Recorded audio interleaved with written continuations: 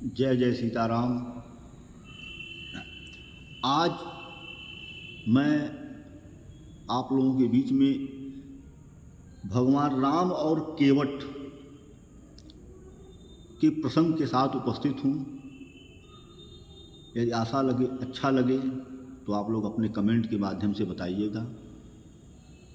मैं अपना वीडियो शुरू करने से पहले एक बार बताना चाहता हूँ कि अगर कोई भी मेरे मन के राम कार्यक्रम को कराना चाहता है तो कृपया वह मेरे मोबाइल नंबर 9005394727 पर संपर्क करने का कष्ट करें। तो हम भगवान राम और केवट के प्रसंग को शुरू करते हैं कि भगवान राम श्रृंगबेरपुर में पहुंच गए और जब पहुंचे और जब निषाद राज गुह को पता चला कि राम आए हैं तो वो भागते हुए दौड़ते हुए पहुँचे, उनका भगवान का अभिवादन किए, उन्हें ले गए, बैठाए उनको और बड़ा सत्कार किए। और यह बात पूरे श्रृंगबेरपुर में हो गई कि अयोध्या कि राजकुमार राम अपने भाई लक्ष्मण और अपनी पत्नी सीता के साथ आए हुए हैं। उनको उनके पिता ने 14 वर्ष का वनवास दे दिया है। और जब यह बात चारों ओर फैल गई तो केवट जी तक भी यह बात पहुंची।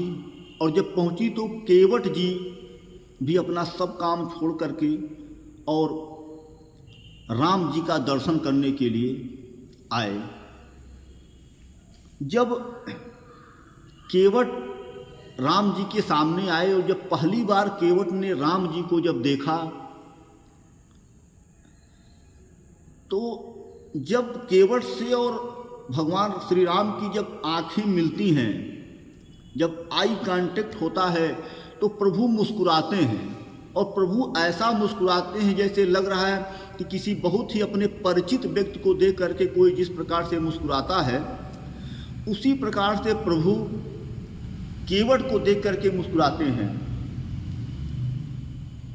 और केवट जब देखता है उनको तो बड़े जो है गौर से देखता है, कहता है कहीं देखा हूँ, कहीं मिला हूँ, कुछ है, पहली मुलाकात नहीं है। वह बड़ा जद्दोजहद में पड़ता है, पहली मुलाकात नहीं है, कहीं ना कहीं मिला हूँ, कहीं देखा हूँ। उसके अंदर एक विशेष प्रकार का अनुराग उसके अंदर जो है वो भगवान की को देखने के बाद उसके मन में एक अजीब प्रकार की हिलोर उठने लगी, एक अजीब प्रकार का आनंद जो है वह आह्लादित होने लगा अंदर से कि कहीं देखा हूँ, कहीं मिला हूँ, पहली मुलाकात नहीं है। काफ़ी देर तक वो बैठा रहा, भगवान को निहारता रहा। उसके बाद धीरे धीरे सब लोग अपने घर गए, केवट भी अपने घर आया। लेकिन घर आया तो उसके मन में, उसके दिमाग में वही बात चल रही है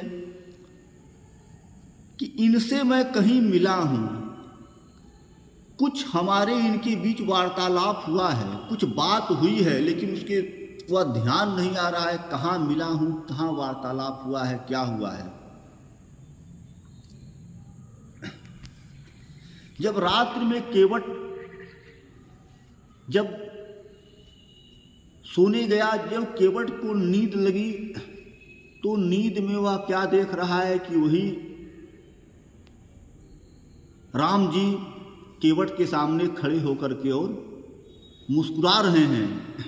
और जब मुस्कुरा रहे हैं तो केवट उन्हें देख रहा है। स्वप्न में भी तो भगवान ने कहा कि केवट मुझे पहचान नहीं रहे हो, मुझे पहचानो। तो केवट ने हाथ जोड़ लिया, कहा प्रभु मैं नहीं पहचान पा रहा हूँ, कृपया मुझे मेरा मार्गदर्शन करें। तो भगवान ने अपना वह क्षीर सागर का वह चतुर्भुज रूप केवट के सामने स्वप्न में प्रकट कर दिए। और भगवान ने कहा कि केवट, और केवट के पुनर्जन्म की जो है सारी याद उसके अंदर आ गई। कि पुनर्जन्म की घटना थी कि केवट पिछले जन्म में केवट क्या था, वह एक कछुआ था।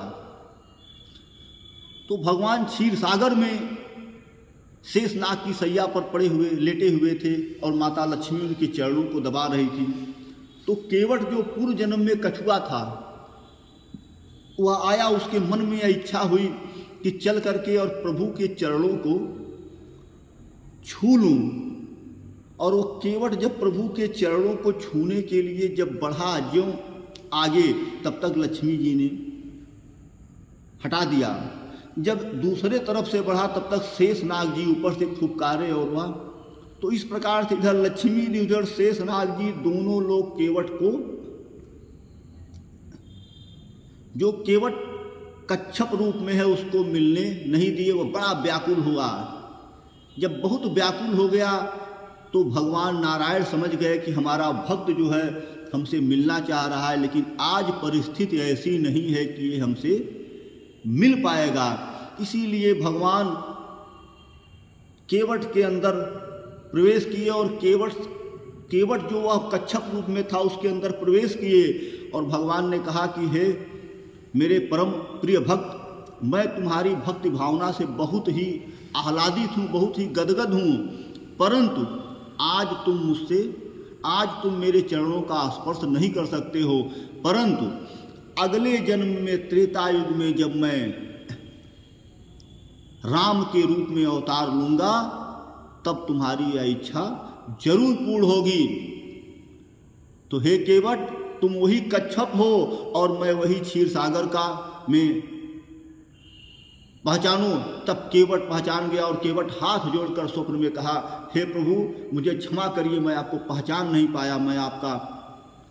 भगवान ने कहा, लेकिन इस जन्म में तुम्हारी वह इच्छा अब पूरी होगी, क्योंकि तुम्हारी यह इच्छा थी कि तुम मेरे चरणों को छू सको।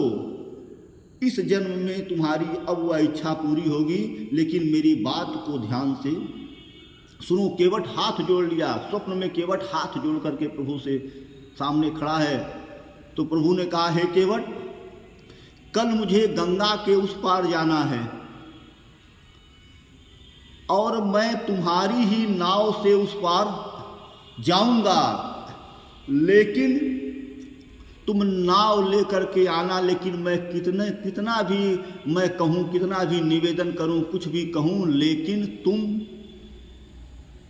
नाव में बैठाना मत, शर्त लगा देना। और शर्त क्या लगाना कि कह देना कि आपके चरणों में बड़ी भारी, आपके चरण रज में बहुत की बड़ी महिमा है कि जिसके लगने से पत्थर की शिला भी नारी बन जाती है। तो जब तक आप अपना चरण नहीं धोने देंगे तब तक मैं आपको नाव में नहीं चढ़ाऊंगा। भगवान भक्त वत्सल हैं। भगवान अपने मान की चिंता नहीं करते हैं, लेकिन भक्त के मान के लिए भगवान कुछ भी करने के लिए तैयार हैं। तो जिस भक्त का वह स्थान उस समय क्षीर सागर में नहीं मिला, आज भगवान स्वयं भक्त की इच्छा को पूर्ण करने के लिए तैयार हैं। तो उन्होंने कहा कि मैं कितना भी निवेदन करूं, आज भी वह शेषनाग के रूप में वह लक्ष्मण जी हमारे साथ हैं, आज भी वह तुम्हें आंख दिखाएंगे, तुम्हें भयभीत करने का प्रयास करेंगे। आज भी वह माता लक्ष्मी है, लेकिन तुम किसी की भी बात में मत आना, तुम अपनी शर्त पर डट जाना कि जब तक मैं चरण नहीं धो लूंगा तब तक मैं नाव पर नहीं चढ़ाऊंगा। केवट स्वप्न में ये सारी चीजें देख रहा है।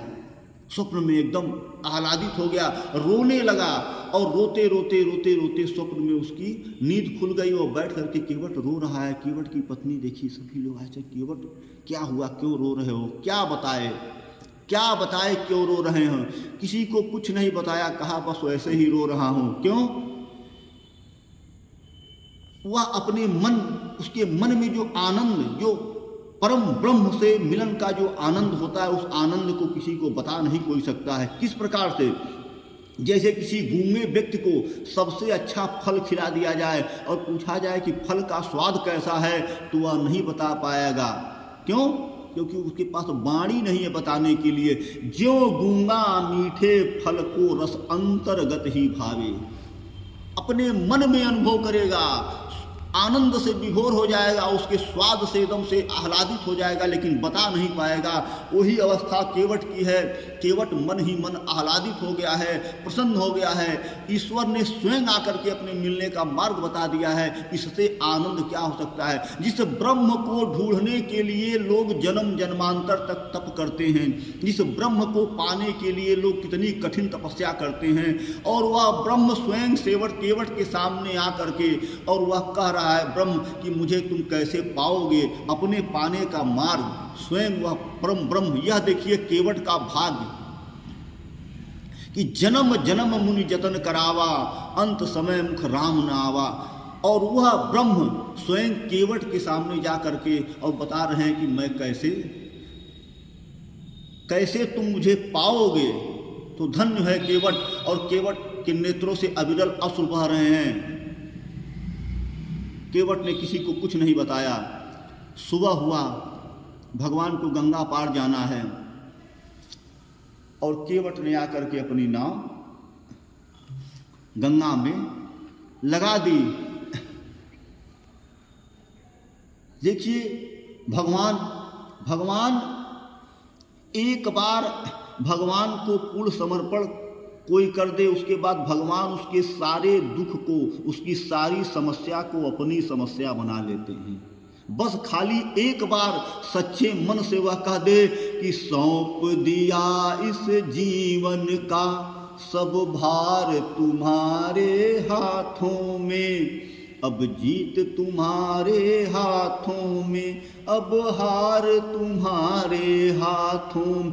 बस ये भाव आ जाए, और उसके साथ एक भाव क्या आ जाए कि मन का जो दुरा भाव है वह नष्ट हो जाए। क्योंकि जब तक मन में दुराभाव रहेगा, जब तक मन में जो है जब तक मन में कुटिलता भरी रहेगी, तब तक भगवान का दर्शन नहीं होगा, तब तक भगवान को नहीं। भगवान को पाने के लिए एकदम निर्मल होना पड़ेगा। भगवान ने कहा है कि निर्मल मन जन सो मोहि पावा, मोहि कपट छल छिद्र न भावा। छल कपट छिद्र नहीं मुझे है। अगर मन निर्मल होगा तो मुझे वही व्यक्ति पा सकता है जिसका मन पूरी तरह से निर्मल होगा।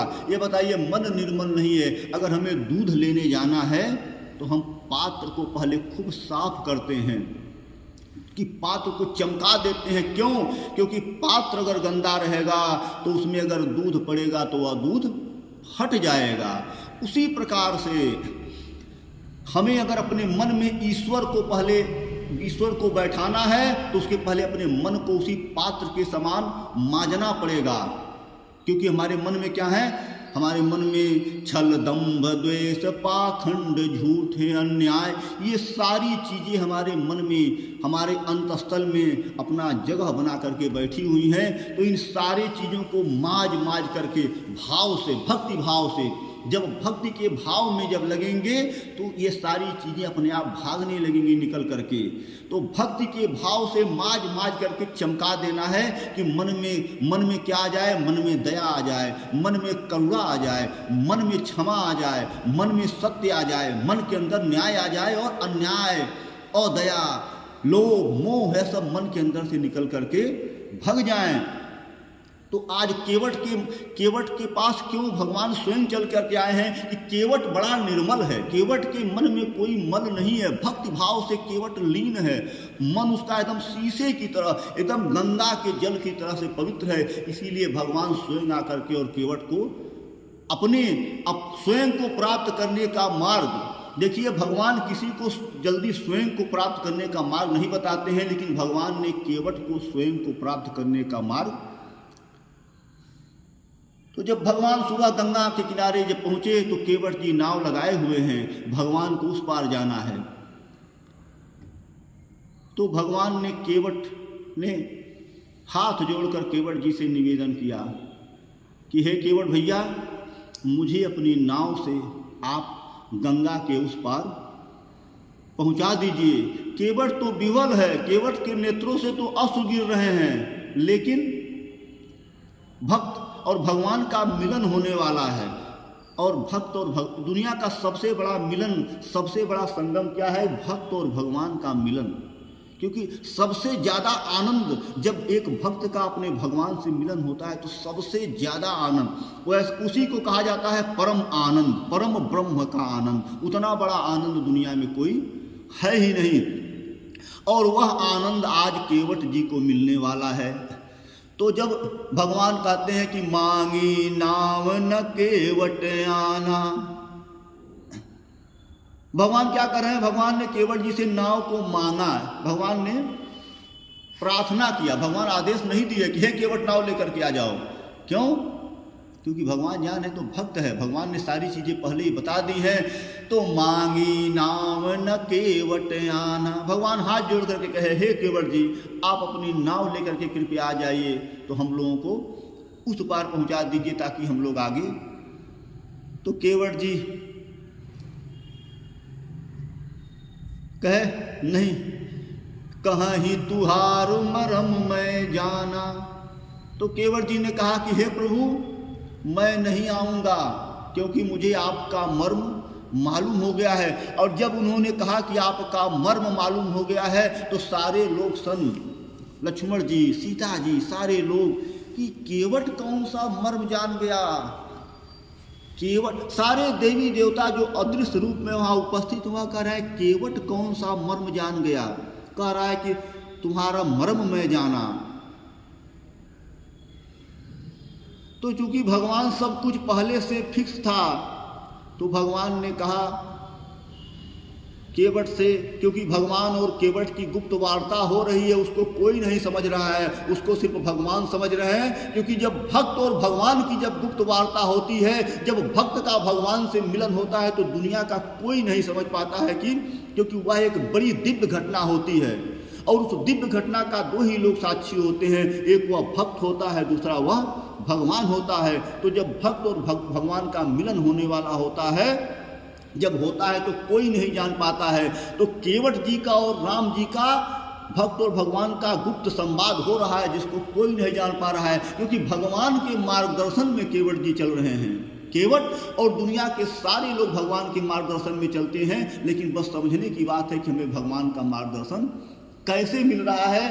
तो केवट जी ने कहा कि कहूँ तुहार मरम मैं जाना।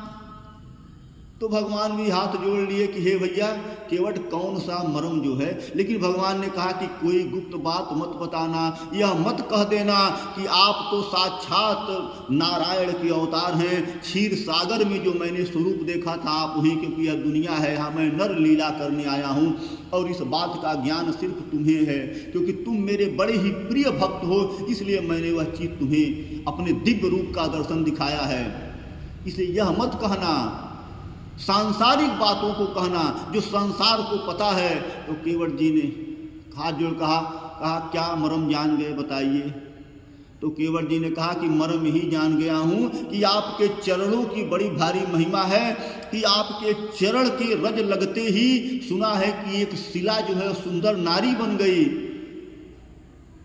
तो देखिए वह तो पत्थर जब एक नारी बन गया, तो मेरी तो नाव काठ की नैया है और यही मेरी सहैया है, इसी से दो पैसा कमाता हूँ, पूरे परिवार को खिलाता हूँ, पूरे परिवार का भरण पोषण करता हूँ। हे प्रभु इसके अलावा मेरा और कोई आय का साधन नहीं है। और कहीं अगर आपके चरण की धूल लगी और पता चला मेरी नाव बन गई नारी, तब फिर मैं क्या करूँगा।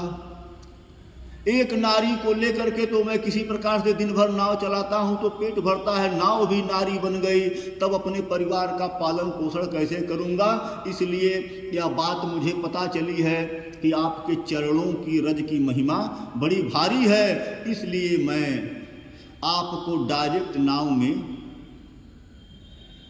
प्रभु ने कहा अरे भाई ऐसा कुछ भी नहीं है, जो आपने सुना है वो ठीक है, लेकिन ऐसी कोई बात नहीं है और कुछ नहीं होगा। केवट ने कहा नहीं प्रभु मुझे विश्वास नहीं है, क्योंकि जब पत्थर की शिला नारी बन सकती है तो काठ की क्या औकात है पत्थर के आगे। काठ तो इसे भी पत्थर की अपेक्षा बड़ा ही नाजुक होता है। भगवान मुस्कुराए, कहे नहीं केवट मुझे किसी प्रकार से। केवट मान नहीं रहा है, कह रहा नहीं प्रभु। उधर लक्ष्मण जी जो है बड़े, क्योंकि लक्ष्मण जी बड़े क्रोधी स्वभाव के हैं, लक्ष्मण जी मारे क्रोध के केवट को देख रहे हैं, लग रहा है जैसे अभी जला देंगे। केवट डर गया। जब लक्ष्मण जी ने मारे क्रोध के केवट की तरफ देखा तो केवट डर गया। लेकिन भगवान का गुप्त संवाद हो रहा है तो भगवान ने कहा डरो मत, कुछ नहीं कर पाएंगे, क्योंकि आज दिवस है, आज हम तुम्हारे घाट, उस दिन तुम मेरे घाट पर गए थे तो वहाँ इनकी मनमानी चली, लेकिन आज मैं तुम्हारे घाट पर आया हूँ। देखिए कितना बड़ा है। एक दिन भक्त भगवान के घाट पर पहुँचा, लेकिन भगवान नहीं मिले, लेकिन भगवान को याद था कि भक्त हमारे घाट पर आया है। आज भगवान स्वयं चल करके भक्त के घाट पर आए हैं भक्त से मिलने के लिए। तो भगवान ने कहा कि नहीं, आज मैं तुम्हारे घाट पर आया हूँ, आज तुम मालिक हो, तुम इस नाव के मालिक हो, तुम्हारे ऊपर कोई जोर जबर, डरना मत केवल, डरो मत, बस तुम अडिग रहो, तुम अपनी बात को कहो कि मैं बिना चरण को धोए नाव नहीं चढ़ाने दूंगा, नाव पे नहीं चढ़ाऊंगा। तो जब लक्ष्मण जी मारे क्रोध के जब देखे तो केवट को भगवान ने बल दिया। केवट को भगवान ने जब कहा तो केवट ने कहा कि हे प्रभु, हे लक्ष्मण भैया, आप भले ही हमें अपने धनुष बाण से मार दें, मेरे प्राण निकल जाएं, लेकिन मैं नाव में नहीं चढ़ाऊंगा, क्योंकि मैं अपनी नाव को नारी नहीं बनाऊंगा आपके डरवाने से। तो भगवान ने कहा तब कोई उपाय बताओ कि जिससे समस्या, तो कहा हाँ प्रभु एक उपाय है, अगर आप मानिए तो कहें। तो भगवान ने कहा मानना तो है, इसलिए कि उस पार जाना है तो बात तो माननी है, बताओ। तो केवट ने कहा कि एक बात है कि यदि आप अपने चरणों को पखारने दें, अगर चरणों को धोने दें तो मैं उन चरणों को धोऊंगा, धोकर देखूंगा, फिर स्वयं उस जल को पीऊंगा और पीने के बाद जब निश्चिंत हो जाऊंगा कि कुछ हो नहीं रहा है, तभी मैं आपको नाव में चढ़ा सकता हूं। भगवान मुस्कुराए, भगवान मुस्कुरा रहे हैं, कहें वाह केवट, एकदम इसी बात पर डटे रहना, थोड़ा भी इधर उधर। देखिए भक्त के लिए भगवान कितना कुछ करते हैं, भक्त के लिए भगवान अपना सब कुछ हारने के लिए तैयार हैं, बशर्ते खाली भक्त जो है भगवान के पर समर्पण तो करके दिखलाए। केवट की तरह समर्पण हो जाए तो भगवान स्वयं जो है उसको आकर के तार देंगे, क्योंकि भगवान ने तो ध्रुव को तार दिया, भगवान ने तो प्रहलाद को तार दिया, भगवान ने जटायु को तार दिया, भगवान ने बहुत लोगों को तार दिया। क्यों? क्योंकि बस उनके मन में भगवान के प्रति भक्ति जग गई। तो कहे कि केवट बस इसी बात पर अब लक्ष्मण जी गुस्साए, कहे कि तुम्हारी मनमानी चलेगी, जो तुम कहोगे वैसे होगा। केवट ने कहा भैया तो ठीक है, जो आप मेरी मनमानी नहीं चलेगी तो भैया आप जो है चले जाइए, तैर करके चले जाइए, या कहिए मैं बता दूंगा एक और रास्ता है, हल के चले जाइए, लेकिन मैं अपनी नाव पर आपको नहीं बैठाऊंगा, क्योंकि आप तो निकल जाएंगे और मेरी नाव यहीं पे छूते हुए बन गई नारी, तो मैं लेकर के जीवन भर ढूंढूंगा। आप कुछ भी करिए, मैं आपकी बात मानूंगा।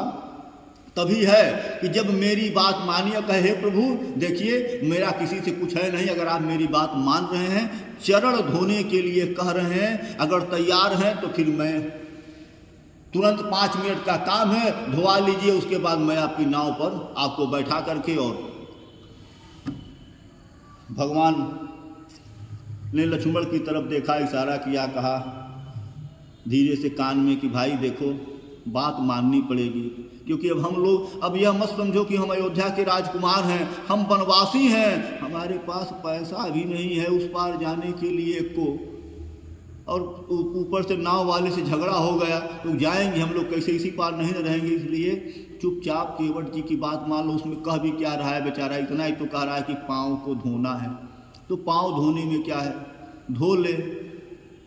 लक्ष्मण जी चुप, कहे भाई अब, कहे भाई कोई आपत्ति हो तो बताइए। कहे नहीं आपत्ति, अब लक्ष्मण जी आपत्ति क्या दिखाएं, देख रहे हैं जब यहाँ विपत्ति ही आई है तो अब कौन सी आपत्ति, सबसे बड़ी विपत्ति तो इससे पहले ही आ गई, 14 वर्ष का बर्मा, अब आपत्ति कौन सा, चाहे जो मर्जी हुआ करो। भगवान ने कहा केवट जी जाइए, जल्दी से जो है जो भी करना हो, धोना हो, कुछ भी हो लेकर के आइए, धो लीजिए और हम लोगों को जल्दी से उस पार पहुंचा दीजिए। और जब केवट ने जब भगवान ने ज्यों ही यह कहा कि जा करके लाओ पानी और मेरे चरणों को धो लो, जितना मर्जी उतना धो लो, और केवट जी मारे गदगद हो करके आंखों में अश्रु भरे हुए और दौड़ते हुए गए और अपने घर चिल्लाते हुए, अरे जल्दी से बड़ी वाली परात लेकर के आओ, बड़ी वाली परात जिसमें बहुत ज्यादा पानी आए। और बेचारे वह कठौता लेकर के केवट जी भागते हुए आए, गंगा जी का पानी जो है उस कठवत में भरे और भगवान को बैठाए और कहे प्रभु इस कठवत में अपने चरणों को डाल दीजिए।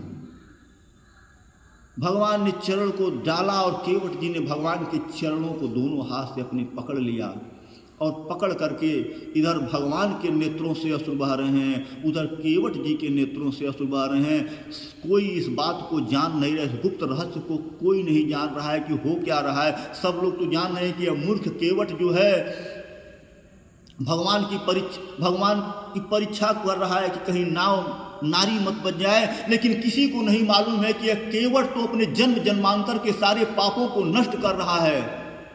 आज तो साक्षात त्रिलोकीनाथ के चरण केवट के हाथ में है और त्रिलोकीनाथ के नेत्रों से अश्रु गिर रहा है, भक्त केवट के नेत्रों से अश्रु गिर रहा है। बाकी सारे लोग कुछ और समझ रहे हैं, यहाँ घटना कुछ और हो रही, दिव्य घटना हो रही है। और केवट अपने हाथों से धीरे धीरे उस चरण को धो रहा है और धो रहा है और साथ साथ उठा करके उन चरणों को उस चरणामृत को पी रहा है।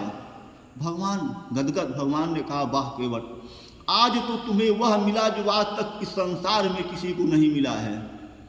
आज तक इन चरणों का चरणामृत, इन चरणों का डायरेक्ट चरणामृत किसी को नहीं मिला भगवान के। आज केवट उसी कठवत में भगवान का चरण है और वह जल निकाल करके केवट जी जो है पी रहे हैं। भगवान ने कहा केवट जी हो गया। केवट छोड़ने का नाम नहीं ले रहा है चरणों का। भगवान ने केवट के अंत में कहा कि केवट जी अब छोड़िए, अब छोड़ दीजिए, अब हो गया। आप सारे लोग हम लोग मैं इस मानव जीवन में आया हूँ, मुझे मानव लीला करना है, इसीलिए आपका हमारा जो भी हो रहा है कार्यक्रम यह मानवीय होना चाहिए। बस इतना समझ में आना चाहिए कि केवट ने इस डर से भगवान के चरणों को धोया कि कहीं छूते ही उसकी नाव नारी मत हो जाए। किसी को यह समझ में नहीं आया कि केवट ने तो स्वयं तारनहार के चरणों को धोया और उस चरणामृत को लेकर के अपनी गति बना लिया।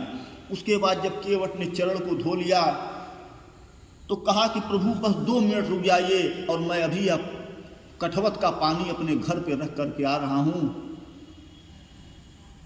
तो आपको तुरंत लेकर के चल रहा हूं। और केवट दौड़ता हुआ वह जल लेकर के अपने घर पे गया और घर पे जा करके केवट ने अपने सारे परिवार के सारे लोगों से कहा कि जल्दी जल्दी इस जल को पी लो, पूरे घर में छिड़क दो।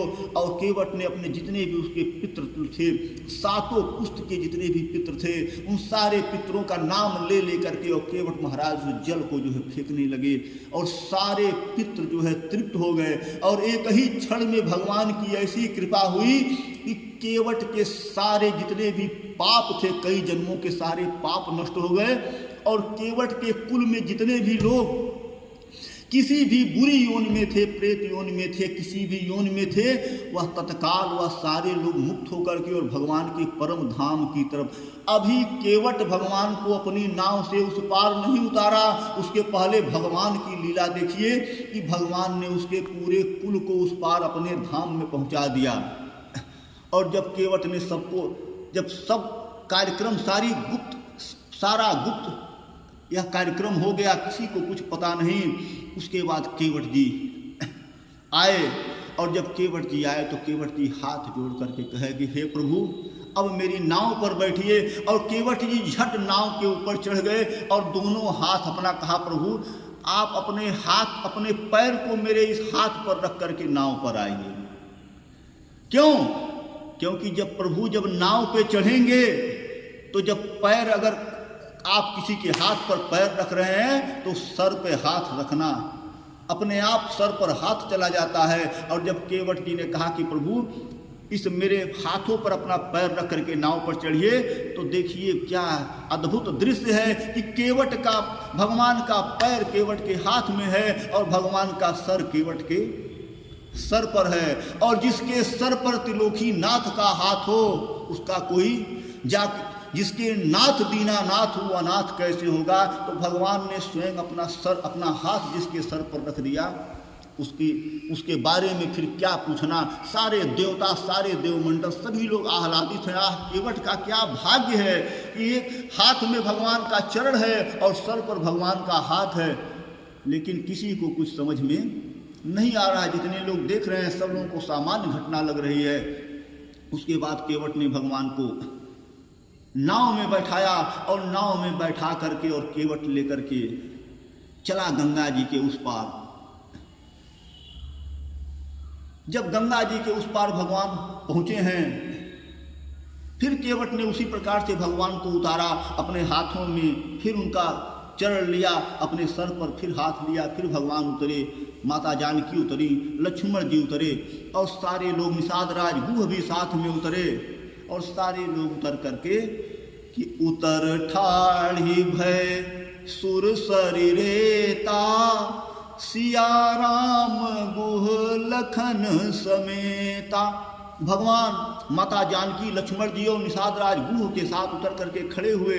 और जब खड़े हुए तो भगवान के मन में बड़ा, क्योंकि भगवान सांसारिक लीला कर रहे हैं, तो भगवान के मन में भगवान ने यह कहा कि मेरे पास तो कुछ है भी नहीं कि केवट को खिवाई देने के लिए। और शास्त्र में यह नियम है, धर्म यह कहता है कि कभी मल्लाह की मल्लाही नहीं मारना चाहिए। बड़ा जो है यह बड़ा पाप होता है। और भगवान देख रहे हैं अपना पाकिट क्या टोएं कि भगवान के कपड़े में तो पाकिट ही नहीं है। भगवान का जो बलकल वस्त्र मिला उसमें पाकिट नाम की कोई चीज ही नहीं है। भगवान के पास एक अधेला नहीं, एक कौड़ी नहीं है।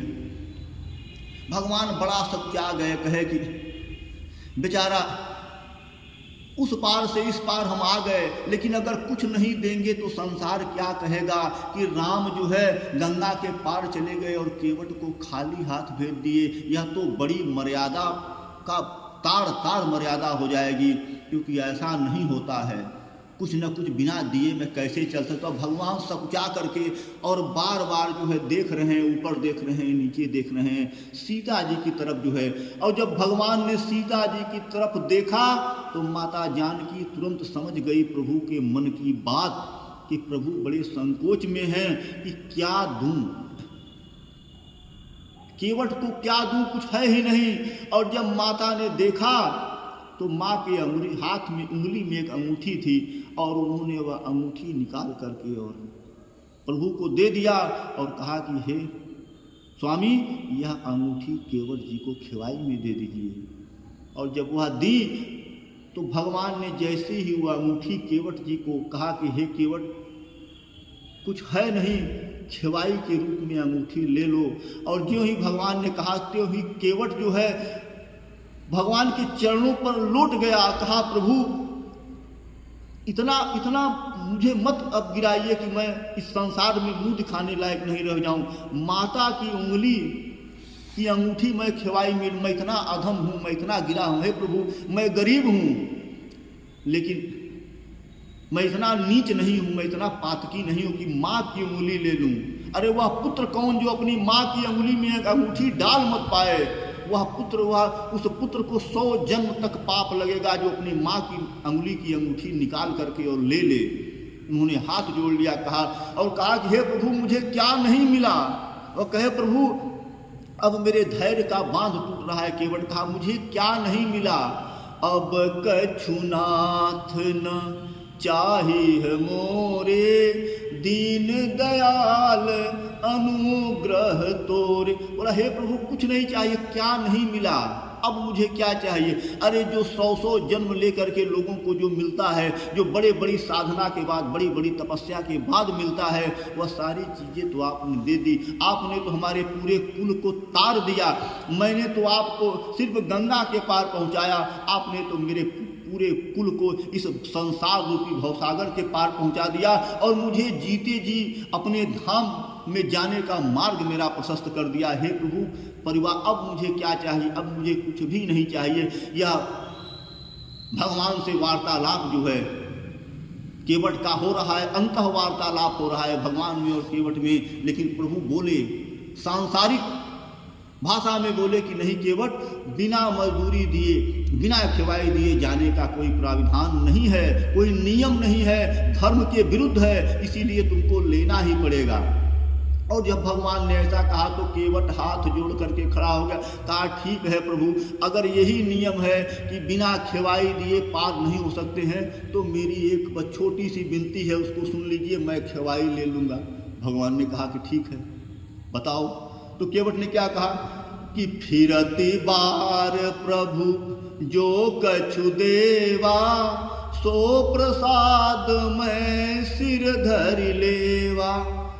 केवट जी ने कहा कि हे प्रभु, जब वापस आइएगा 14 वर्ष का कि वन की अवधि को बिता करके जब वापस आइएगा, उस समय जब मैं आपको फिर इस पार से उस पार करूंगा तो आप जो भी देंगे वह मैं प्रसाद समझ करके ग्रहण कर लूँगा। भगवान ने कहा धन्य है केवट, और धन्य है केवट की भक्ति कि जिसने भगवान को विवश कर दिया कि भगवान को लौटती बार भी उसी घाट से होकर आना पड़ेगा। और भगवान ने कहा कि ठीक है केवट, जब मैं आऊँगा दोबारा तब मैं तुम्हें जो दूंगा वह तुम ग्रहण कर लेना, तब तक तुम्हारा मेरे ऊपर उधार रहेगा। केवट हाथ जोड़ करके प्रभु के चरणों में गिर गया। इस प्रकार से भक्त और भगवान का अतुलनीय मिलन हुआ, लेकिन कोई इसको या जाने या गुप्त मिलन है। और जब भक्त और भगवान का मिलन होता है तो आनंद ही आनंद हो जाता है। आनंद मग्न हो गए भगवान भी, आनंद मग्न हो गए केवट भी, और वह गंगा मैया भी आनंद हो गई इस अद्भुत आनंद के दृश्य को देख करके। तो बोलो जय जय सीताराम, जय जय सीताराम।